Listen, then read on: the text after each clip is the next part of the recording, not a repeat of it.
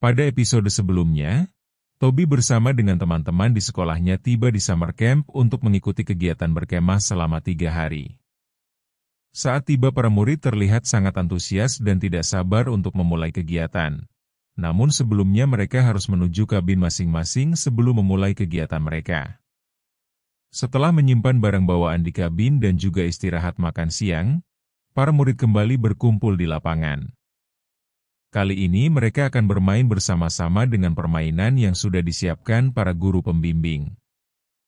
Tentu saja permainannya berkaitan dengan alam dan juga kerjasama. Untuk itu para murid diminta membentuk kelompok sebanyak 3 orang dalam satu kelompok.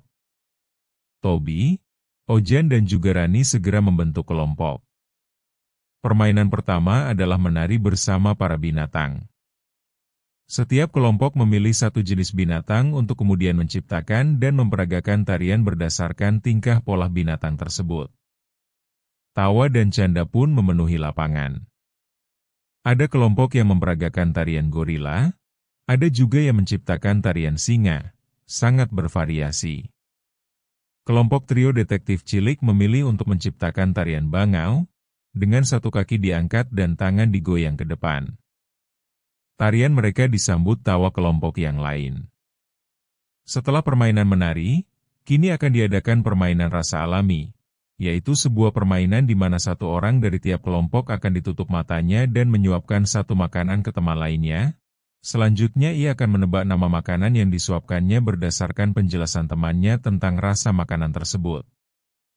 Ojen memilih menutup matanya dan menyuapi kedua sahabatnya satu persatu. Untuk pertama kali, Ojen berhasil menebak buah anggur dari penjelasan Toby. Namun saat bersama Rani, Ojen mengalami sedikit kesulitan menebak nama makanan yang disuapkannya pada Rani. Bentuknya seperti anggur, tapi bukan anggur. Rani memberi petunjuk.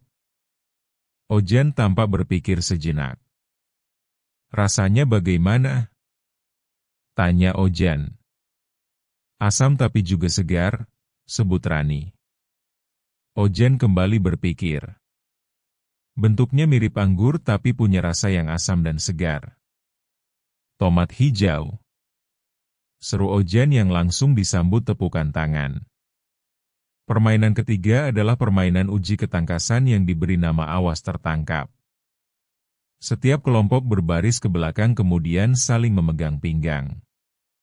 Murid yang berada paling depan akan disebut kepala kereta api dan akan berusaha menangkap murid yang berada pada baris paling belakang dari kelompok lain. Suasana langsung ramai saat para murid saling mengejar satu sama lain.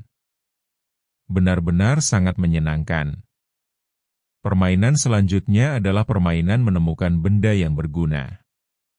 Pada permainan ini, para murid akan diberikan sebuah kertas berisi petunjuk untuk menemukan sebuah benda penting yang akan mereka gunakan untuk permainan selanjutnya. Permainan yang terasa seperti mencari harta karun ini langsung disambut antusias oleh para murid. Tidak terkecuali Toby, Ojen dan Rani. Ketiganya sangat antusias untuk memenangkan permainan ini. "Wah, ini seru sekali," ujar Toby penuh semangat. "Kita harus berhasil memenangkannya," Ojen berkata. "Kita pasti bisa memenangkannya," Rani menyemangati kedua sahabatnya. Petunjuk sudah berada di tangan mereka. Apa benda penting yang mereka cari?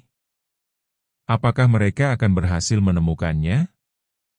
Ikuti terus keseruan trio detektif cilik untuk menemukan jawabannya di episode berikutnya ya.